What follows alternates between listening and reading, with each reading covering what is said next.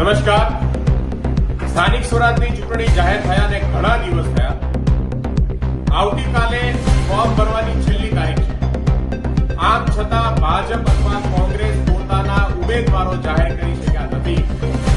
આમ આદમી પાર્ટીએ 5500 થી વધારે સીટ ઉપર ઉમેદવારો જાહેર કરી ચૂકી છે અને ઉમેદવારો જે છે પોતાના ફોર્મ ભરવાની પ્રક્રિયામાં લાગ્યા છે.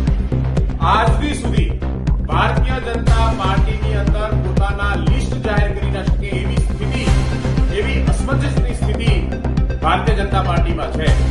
ભાજપના મોટા નેતાઓ પોતાના માણસોને સેટ કરવા માટે અંદર ઝઘડી રહ્યા છે અને કાર્યાલયની બહાર સામાન્ય કાર્યકર્તા, ઈમાનદાર કાર્યકર્તા ભાજપનો તળવળી રહ્યો. પોતાનું સન્માન નેવે મૂકી અને કાર્યકર્તા કામ દોડે રાહ જોવે છે કે નામ જાહેર થાય, યાદી જાહેર થાય, પણ હજુ સુધી યાદી જાહેર નથી કરી શક્યા. ભારતીય જનતા પાર્ટીની અંદર આ સ્થિતિ આજે ખૂબ ગંભીર પ્રશ્ન આપણે સૌની સમક્ષ છે. કોંગ્રેસે પણ પોતાની યાદી જાહેર કરવાનું માંડી વાળ્યું. કોંગ્રેસને ખબર છે કે આપણાથી ઉમેદવારો મુકાય એમ નથી, પણ ભાજપમાં પણ અંદરના ઝઘડાઓ ચરમસીમા ઉપર છે.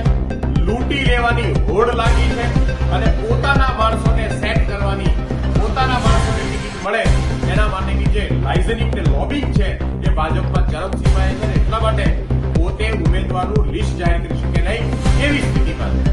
આમ આદમી પાર્ટી આજે ગુજરાતની અંદર જ્યારે એટલી સક્રિય બની ત્યારે બંને પાર્ટીઓ માટે ગુજરાતની રાજનીતિની અંદર માથા ઉપર પરસેવો વેળો હોય અને થોડા ગંભીર થવાની જરૂર પડી હોય એવું બન્યું છે. મારી ગુજરાતની જનતાને અપીલ છે કે આમ આદમી પાર્ટી ગુજરાતનું ભવિષ્ય છે. આમ આદમી પાર્ટી ગુજરાત માટે, ગુજરાતના લોકો માટે લડતી પાર્ટી છે. આવનાર ચૂંટણીમાં ચાલો સાથે મળી અને સંપૂર્ણ પરિવર્તન લાવીએ. ભાજપની ગુલામીમાંથી ગુજરાતને